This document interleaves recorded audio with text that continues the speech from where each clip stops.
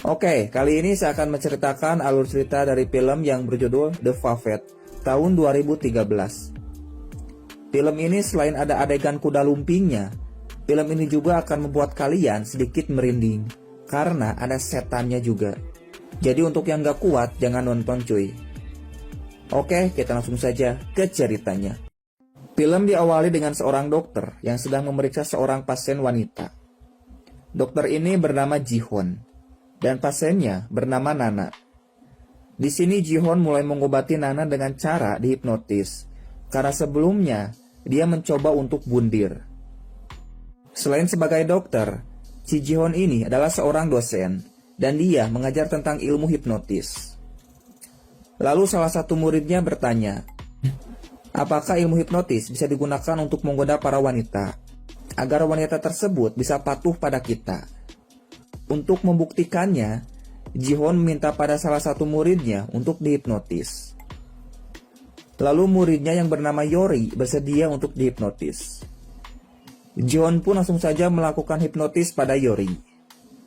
Di sini Ji-Hon berkata, jika dirinya bertepuk tangan, maka Yori akan menuruti semua apa yang dikatakan oleh Ji-Hon. 하나, 둘, 셋. Setelah selesai dihipnotis, Yori disuruh untuk duduk kembali. Tapi saat akan duduk, Ji-Hon lalu bertepuk tangan. Hal itu membuat Yori langsung berbalik arah dan menuruti apa yang dikatakan oleh Ji-Hon. Ketika sedang membersihkan papan tulis, Yori disuruh untuk duduk kembali, tapi dia tidak menurutinya. Ji-Hon lalu memaksa Yori untuk duduk. Tiba-tiba, Yori langsung ngamuk seperti orang yang sedang kesurupan.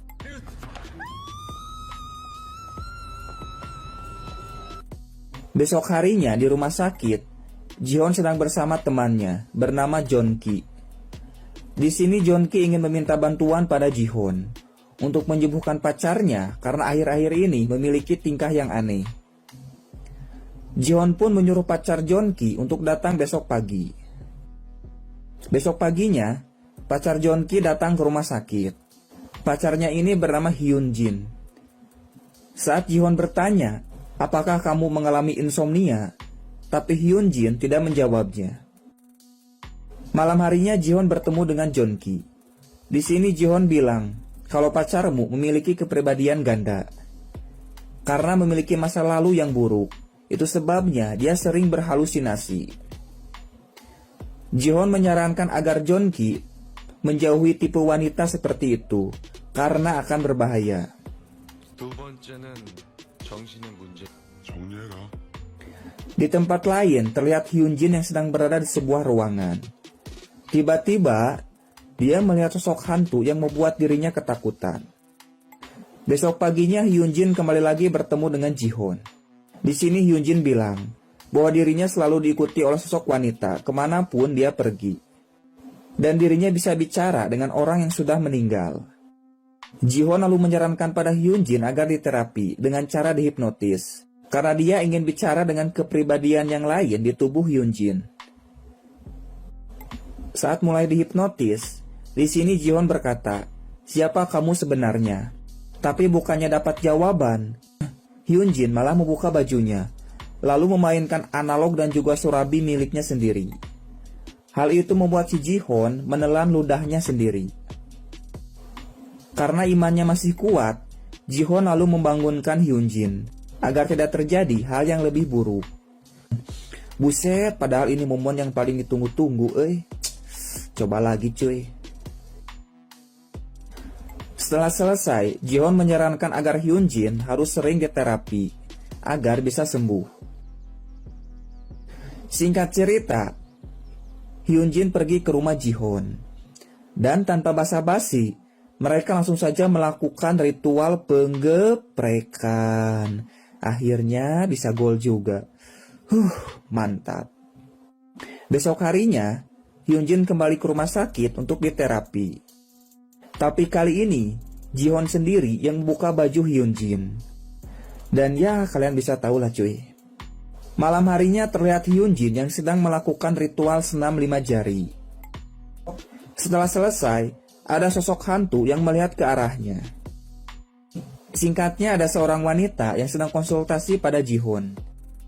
Setelah selesai, terlihat Ji-hoon yang sedang duduk di luar. Tiba-tiba, dia mendengar suara yang jatuh. Dan ternyata, wanita yang tadi bundir loncat dari lantai atas. Siang harinya, Ji-hoon kembali bertemu dengan Hyun-jin. Di sini Ji-hoon ingin melihat kenangan masa lalu Hyun-jin dengan cara dihipnotis dalam terbuka.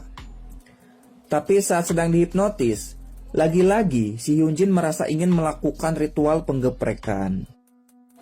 Hyun-jin lalu menarik Ji-hoon, tapi kali ini Ji-hoon menolaknya. Malam harinya terlihat Ji-hoon dan Jeon-ki yang sedang minum tuak. Dan ternyata si Jeon-ki ini tahu kalau pacarnya sudah digeprek oleh Ji-hoon. Hal itu membuat Jeon-ki langsung marah. Dan hubungan mereka berdua menjadi tidak akur. Singkatnya, terlihat Ji-hoon yang sedang galau. Lalu dia melihat sosok hantu di hadapannya.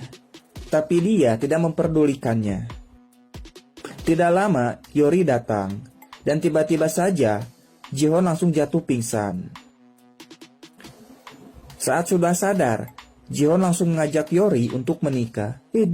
Tepupugu jual ngajak kawin teh. Di tempat lain, terlihat Hyun-jin yang sedang memainkan sebuah boneka.